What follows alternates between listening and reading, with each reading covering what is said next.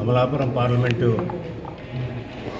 రా కదిల్రా కార్యక్రమాన్ని ఏ విధంగా ఏర్పాటు చేయాలనే ఉద్దేశంతో ఈరోజు మండపేటలో యాస్ట్వాల్ డిస్ట్రిక్ట్ నాయకులు, పార్లమెంటు ఇన్ఛార్జెస్, జనసేన నాయకులు అందరూ కలిపి కూర్చొని డిస్కస్ చేశాం. ఇంతకుముందు జరిగినటువంటి మీటింగ్ల కంటే మండపేట మీటింగు రా కదిలిరా ఇంకా బ్రహ్మాండంగా జరగాలనేటువంటి రీతిలో మేమందరం కూడా చర్చించుకోవడం జరిగింది.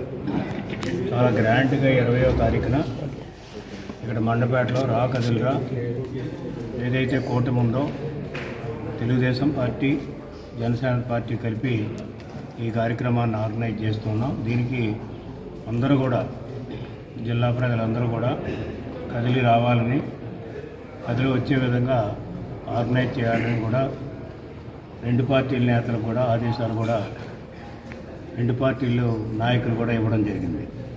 అంచేత ఊహించినటువంటి విధంగా బ్రహ్మాండంగా మండపేటలో జరుగుతుంది.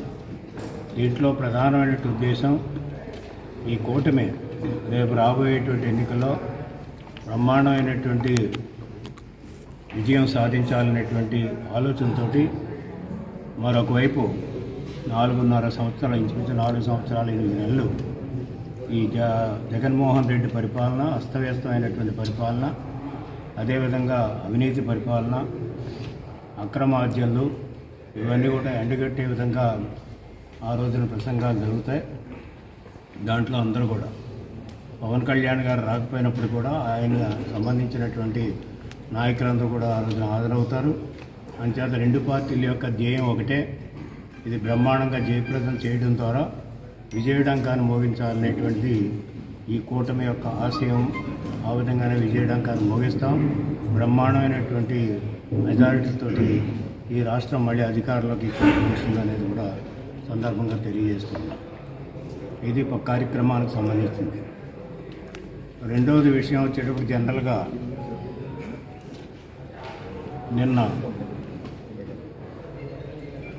ఆర్థిక మంత్రి బుగ్గన గారు ఏదో మాట్లాడుతూ ఉన్నారు. చంద్రబాబు నాయుడు గారు 13 లక్షల కోట్ల రూపాయలు అప్పు చేసిందనేటువంటి వాస్తవాన్ని చెప్తే అది వాస్తవం కాదు అనేటువంటి రీతిలో బుగ్గన ఆర్థిక మంత్రి గారు చెప్తూ ఉన్నాడు. నేను ఒకటే ఛాలెంజ్ చేస్తున్నా ఆర్థిక మంత్రికి. మేము అనేక పర్యాయాలు వైట్ పేపర్ అడిగాం ఆర్థిక స్థితిగతుల మీద. ఈ 4.5 సంవత్సరాల్లో మీరు ఏం చేశారు, మీరు ఎన్ని అప్పులు చేశారు, దేనికి ఇన్ఫ్రాస్ట్రక్చర్ ఖర్చు పెట్టారు, దేనికి వెల్ఫేర్ ఖర్చు పెట్టారు, ఈ తెచ్చినటువంటి అప్పులన్నీ ఎక్కడికి పోయాయి, మీరు ఎంత వడ్డీలు చెల్లిస్తున్నారు, ఇవన్నీ కూడా పూర్తి వివరాలు.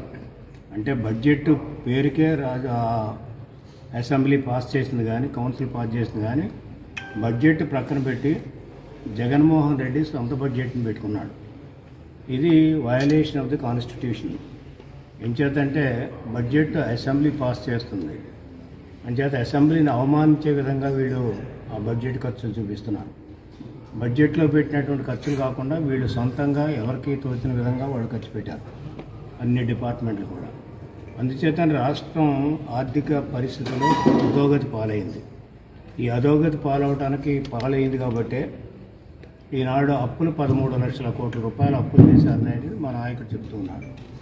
దాది వాస్తవం కాదని ఈయన బుగ్గన గారు చెప్పేటప్పుడు మరి వాస్తవాలు వైట్ పేపర్ ఎందుకు ఇవ్వలేకపోతున్నారు? ఒకవేళ నిజంగా మీ దగ్గర వాస్తవాలు ఉంటే వైట్ పేపర్ ఇవ్వండి, వైట్ పేపర్ మీద చర్చకి సిద్ధమని నేను ఎప్పుడో చెప్పాను. జగన్మోహన్ రెడ్డి చర్చించగల శక్తి ఉంటే నేను చర్చకి వస్తాను, నేనే వస్తాను చర్చకి అని చెప్పాను.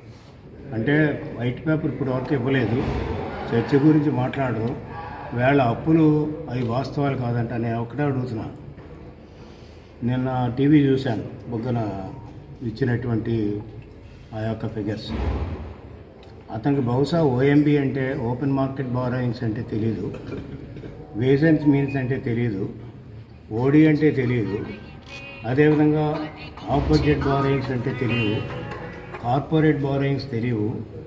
ఇవన్నీ కూడా ఏవి కూడా తెలియకుండా నిన్న చెప్పినటువంటి దాంట్లో 4.5 లక్షల కోట్లు దగ్గర అని చెప్పాడు. అది ఓపెన్ మార్కెట్ బారోయింగ్స్ అంటారు దాన్ని. అది బడ్జెట్లోనే ఉంటాయి ఫిగర్స్.